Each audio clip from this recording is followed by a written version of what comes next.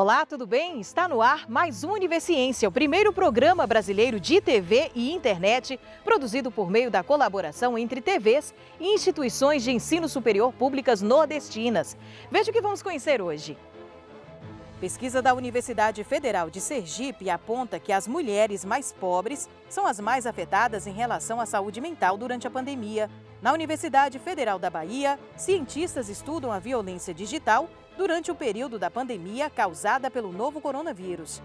E ainda, um projeto da Universidade Estadual da região Tocantina do Maranhão busca melhorar o crescimento e resistência do feijão calbi.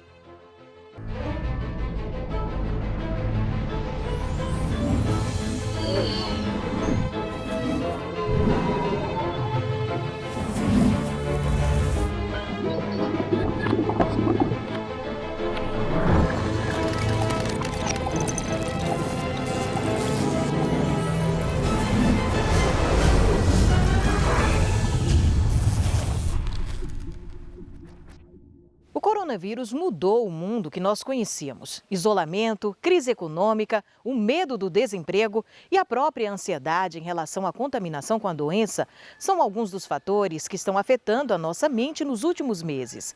Uma pesquisa feita pela Universidade Federal de Sergipe mostra que as mulheres são as mais afetadas em relação à saúde mental durante a pandemia.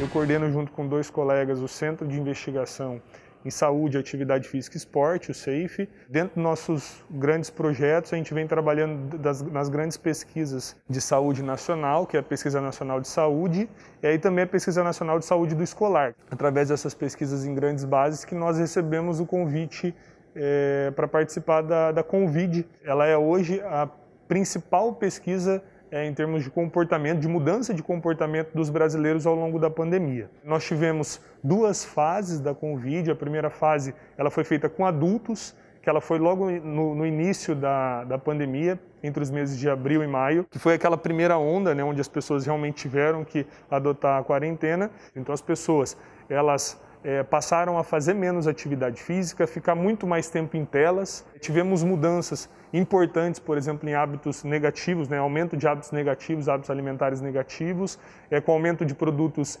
ultraprocessados, produtos açucarados, né? Esses produtos que têm uma maior facilidade de ser armazenado de uma maneira geral. Também identificamos aumento, por exemplo, em consumo de tabaco, né, de fumo, e também de bebidas alcoólicas ao longo desse primeiro momento, e isso de alguma forma foi associado a indicadores de saúde mental. Das coisas mais interessantes, talvez, que a gente encontrou na pesquisa, sobretudo nesse momento inicial na pesquisa com adultos, foi que os grupos da população mais afetados foram as mulheres. A gente percebeu que as mulheres proporcionalmente aumentaram mais consumo de álcool ao longo da pandemia. Nós tivemos problemas de saúde mental muito mais agravados nas mulheres, né, e sobretudo as mulheres mais novas, porque a nossa hipótese era que talvez grupos mais velhos, né, os mais idosos com morbidades, que era uma preocupação desde o início da pandemia, fossem, né, aqueles que mais se preocupassem, tivessem sido mais afetados, mas não foi o que nós observamos, né? Além das mulheres mais jovens, a gente também percebeu que aqueles grupos de menor nível socioeconômico foram também aqueles que tiveram indicadores prejudicados, como já era a nossa hipótese inicial. Então a gente viu que os adultos mais jovens eram aqueles mais afetados e falamos, poxa, mas nós não temos pesquisa de abrangência nacional com adolescentes. Então nós separamos, por exemplo, pessoas de 12, 13, 14 anos e depois pessoas acima disso, né? Sobretudo o grupo de 16 e 17 era aquele grupo que era o mais afetado, né? Então dentre os adolescentes, do grupo de adolescentes, os grupos mais velhos eram os mais afetados. Então percebemos também uma grande proporção de jovens que referiam um sentimento constante de tristeza, falta dos amigos, falta dos professores, sentimento de solidão, problemas mais relacionados também ao tempo de sono. E aí uma coisa que é muito interessante, sobretudo olhando para os jovens, foi essa mudança do perfil de comportamento que a gente já tinha como hipótese. Eles passaram a fazer muito menos atividade física. Para se ter uma ideia em termos de números, né? A gente tinha antes da pandemia em torno de 10 a 15% dos jovens que não faziam atividade física em nenhum dia da sua semana, e passamos a ter 40% dos jovens com essa proporção. Mas tão ou mais preocupante que isso foi o fato deles estarem em casa e as exposições às telas. Nós tivemos, por exemplo, mais de 60% dos jovens que participaram da nossa pesquisa que reportaram ficar mais de 4 horas em frente a telas diversas. Isso fora o período da escola, fora o período que eles estavam em atividades da escola, que também muitas vezes, né, nesse período de restrição, foi conduzido também em telas. A gente sabe que a exposição excessiva à tela, sobretudo em períodos noturnos, podem oferecer um prejuízo para o tempo de sono e a qualidade do sono dos jovens. E a qualidade do sono dos jovens, né, e das pessoas em geral, mas especialmente dos jovens, tem relação direta com indicadores de saúde mental. Quando a gente observa os dados, a gente consegue perceber que aqueles que foram os que mais foram expostos a tempo de tela foram os que tiveram maior redução da qualidade de sono e, consequentemente, maiores indicadores de saúde mental. Esses dados, inicialmente, eles nos mostram que há grupos na população que precisam de mais atenção em termos de políticas públicas, então aqueles grupos, por exemplo, de mulheres, de menor nível socioeconômico e mais jovens, e dos adolescentes também do sexo feminino e dos mais velhos, entre 16 e 17 anos, que é aquela fase mais crítica da adolescência. E ainda em relação ao coronavírus, depois do intervalo, cientistas da Universidade Federal do Ceará criam um aplicativo de celular com informações sobre o estado de saúde de pacientes internados com Covid. A gente volta já já.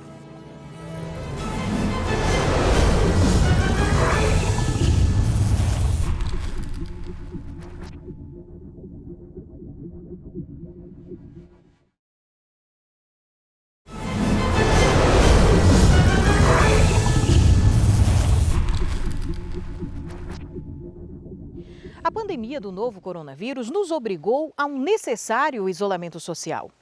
Em razão do distanciamento, muitas pessoas passaram a ter um ambiente online como local de estudo, trabalho, lazer e manutenção das relações sociais. Com isso, questões do universo virtual ficaram evidentes, desde as precárias infraestruturas de rede até as violências digitais. Atenta a estas questões, uma equipe de pesquisa da coletiva Periféricas e do Grupo de Pesquisa em Gênero, Tecnologias Digitais e Cultura da Universidade Federal da Bahia iniciaram a pesquisa Covid-19 Violência Digital de Gênero no Brasil durante a pandemia.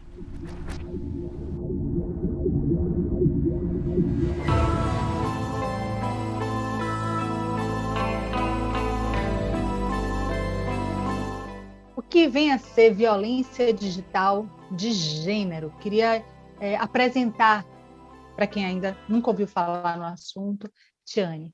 Tudo que acontece no ambiente da internet, a gente trata como ambiente digital, né? Então, todas as violências, seja um xingamento, seja uma perseguição, seja quando uma pessoa cria um perfil falso com a sua identidade, quando uma pessoa entra no seu e-mail sem a sua autorização, quando uma pessoa vai na sua rede social, xinga você, ofende você, quando isso recai sobre as mulheres, as violências são ainda maiores. E aí, se a gente também for racializar, a gente tem uma maior violência com as mulheres negras, com as mulheres indígenas, também quando se soma a essas violências a violência racista. A pesquisa sobre violências digitais contra mulheres durante a pandemia de Covid-19 ocorreu ao longo de 4 meses no ano de 2020.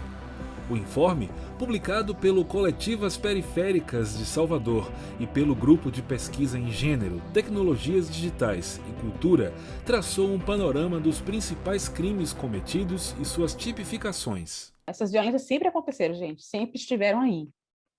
A internet, sabe, ela consegue publicizar esses casos. Então, assim, as pessoas, cada vez mais, inclusive, elas estão se apropriando desse meio digital para contar o que aconteceram com elas, relatar essas violências, né? E muitas vezes a gente fala de violência aqui porque nós sabemos que são violências, mas tem muita gente que passa por essas coisas e não sabe ainda que é violência, porque muitos nomes dessas violências elas estão em inglês, né? Então, assim, stalking, tem uma que é que o cara tira a camisinha sem contar para a parceira. E é isso, assim, a gente está, inclusive, trazendo isso para o português, né? Já tem várias tipificações hoje, né? O stalking hoje é perseguição. Inclusive, tem uma lei recente que se constatou a tipificação lá de perseguição online como uma violência, quer dizer, não só como violência, como também um crime. O que é uma violência tipificada? Uma violência que foi nomeada e descrita, né? Então, ela tem um nome e ela tem uma descrição. Uma pessoa está insistentemente mandando e-mail para você e você não quer mais receber e-mail daquela pessoa e você já disse, não quero mais receber e-mail seu. Uma pessoa manda mensagem no WhatsApp para você e você já disse, não quero receber mensagens suas, para de me mandar mensagem. E a pessoa insiste, isso é uma violência. Não, e quais violências são mais evidenciadas nessa pesquisa de vocês? O resultado? Tem sextorção, que é essa captura, né, de imagens íntimas que você tem, e a pessoa, o ex-namorado, proximamente, começa a te chantagear, de que se você não fizer algo para ele, ou voltar o namoro, enfim, que ele vai compartilhar essas imagens para outras pessoas, para a internet, para a família, para jornal. Isso está acontecendo muito com jovens, gente, com adolescentes. Então, esses meninos estão imprimindo essas imagens, colocando por toda a escola, sabe? Então, as plataformas e a legislação brasileira ainda precisam se concentrar mais em resolver essas violências. A gente não pode desistir. Por mais difícil que seja, a gente precisa insistir nessas denúncias, porque só fazendo pressão é que a gente vai conseguir que alguma coisa mude.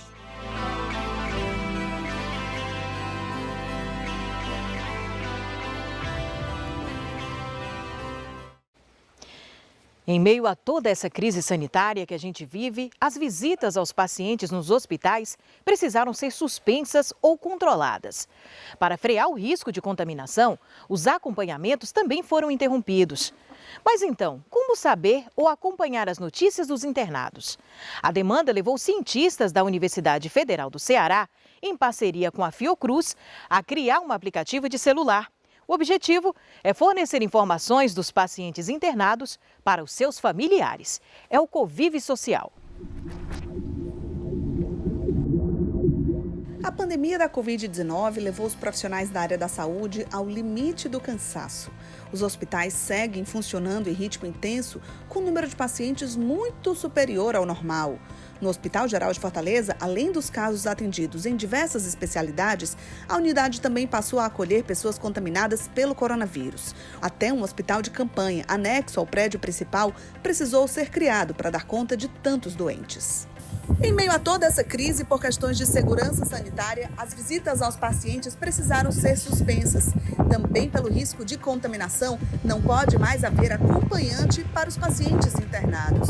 Surgiu então um novo problema: como trazer para as famílias aqui fora notícias dos que estão se recuperando lá dentro. A solução temporária, segundo a assistente social do hospital, foi ligar para os familiares uma vez por dia, uma atribuição a mais para os médicos já tão sobrecarregados. A gente sabe que isso às vezes não acontece da forma como todos nós desejaríamos, né? Porque tem uma sobrecarga de atendimento no hospital e muitas vezes o médico fica entre ou eu me comunico com as famílias ou eu faço o atendimento, né, assistencial para os pacientes. Para tentar resolver esse problema, o hospital procurou a Fiocruz, que se juntou ao UFC para criar uma plataforma digital de comunicação, batizada de Convive Social. O projeto já passou pela fase de pesquisa. Para compreender o problema, médicos, enfermeiros, assistentes sociais, fisioterapeutas, pacientes e familiares foram ouvidos pelos pesquisadores. Estamos fazendo todo um trabalho minucioso para entender qual a necessidade do usuário e para que assim a gente possa desenvolver essa aplicação. Então, é um processo que é demorado, é um processo que exige muita dedicação e precisa realmente ir a fundo. E a missão de construir uma solução digital foi dada a pesquisadores das áreas da medicina, tecnologia da informação e sistemas e mídias digitais. O projeto envolve, além da Fiocruz e Funcap, mais de 20 pesquisadores da UFC em Fortaleza, Sobral e Quixadá, do Instituto Federal e das universidades Nova de Lisboa e Aveiro, em Portugal. Uma das coordenadoras explica que a plataforma será um aplicativo para celulares, de fácil preenchimento para médicos e simplificada para a boa compreensão das famílias. O médico vai entrar, vai colocar essas informações, vai colocar alguma observação que ele julgue necessário e a família vai ter acesso a essa informação. Mas ainda é muito cedo para a gente delimitar as funcionalidades todas. As primeiras versões da plataforma devem começar a ser testadas nos próximos dias. A expectativa, segundo o coordenador do projeto, é que essa nova forma de comunicação, criada especificamente para resolver a crise da Covid, fique como um legado da pandemia para a modernização dos hospitais. Está construindo uma plataforma para garantir a comunicação entre os hospitais e a família dos pacientes, não só para a Covid, mas a gente quer estender isso para as outras patologias. A gente quer criar uma plataforma de comunicação para os hospitais do Brasil e do mundo. A gente espera isso, né? E daqui a pouco a gente está de volta com um projeto desenvolvido por cientistas da Universidade Estadual da região Tocantina do Maranhão. O trabalho promete melhorar a produção e a qualidade do feijão calpi. É depois do intervalo.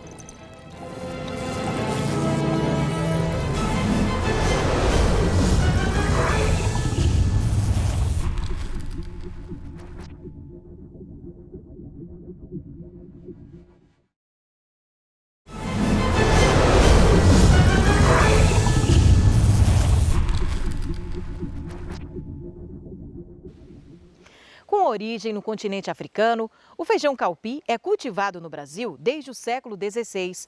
O grão é um dos principais componentes da nossa mesa nas regiões Norte e Nordeste, especialmente na zona rural.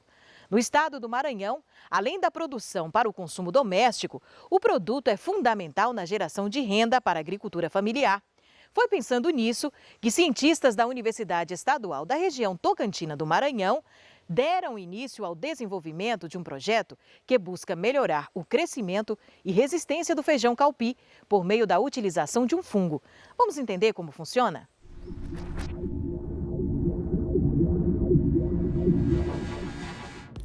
Feijão macaça, feijão de corda, feijão de praia, feijão da colônia, feijão miúdo, feijão manteiguinha. São vários os nomes populares pelos quais o feijão calpi é conhecido. Cultura de origem africana, o cultivo do feijão calpi foi introduzido no Brasil na segunda metade do século XVI pelos colonizadores portugueses no estado da Bahia, sendo então disseminado para todo o país. O feijão calpi é um dos principais componentes da dieta alimentar nas regiões Norte e Nordeste do Brasil, especialmente na zona rural. No estado do Maranhão, a produção destina-se ao consumo doméstico e possui grande importância na geração de renda da agricultura familiar. Foi pensando nisso que a professora Ivaneide Nascimento, da Universidade Estadual da região Tocantina do Maranhão, o EMASul, deu início ao desenvolvimento de um projeto que busca melhorar o crescimento e resistência do feijão calpi por meio da utilização de um fungo. Esse projeto, seleção e caracterização de isolados de tricoderma, com o objetivo de testá-lo na resistência do feijão calpi para reduzir a incidência de doença no campo e ajudar na promoção do crescimento dessa cultura. Por que o feijão calpi? O feijão calpi é uma cultura cultivada principalmente na agricultura familiar por pequenos produtores.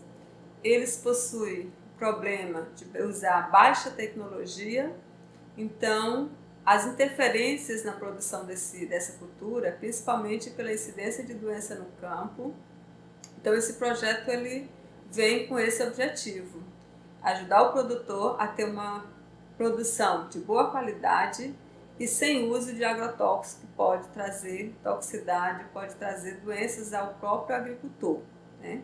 Esses fungos de tricoderma, eles fazem parte da micoteca da Universidade Estadual do Maranhão. Então nós temos uma equipe de professores nesse projeto. Então nós temos pesquisadores da UEMASul, nós temos pesquisadores da UEMA, inclusive com aluno de doutorado, E temos acadêmicos do curso de agronomia aqui da UEMA-Sul e acadêmicos do curso de ciências biológicas da UEMA-Sul. Esse projeto é desenvolvido em 3 etapas. Quando adquirimos os fungos, né, que nós chamamos de tricoderma, ele é extraído das próprias plantas ou do solo, e aí levamos esse fungo para o laboratório, multiplicamos eles em placa como essas, né, que a gente chama de placa de Petri, como meio de cultura, e aí nós colocamos esse fungo para crescer, para depois utilizar no próprio laboratório, na casa de vegetação e em campo. A nível de laboratório, o fungo tricoderma controlou o crescimento desse fungo chamado de fusário, né, o que a gente diz que inibiu, impediu o crescimento desse fungo. Com esses resultados de laboratório, nós fomos para a segunda etapa, em que nós testamos novamente o fungo tricoderma na planta.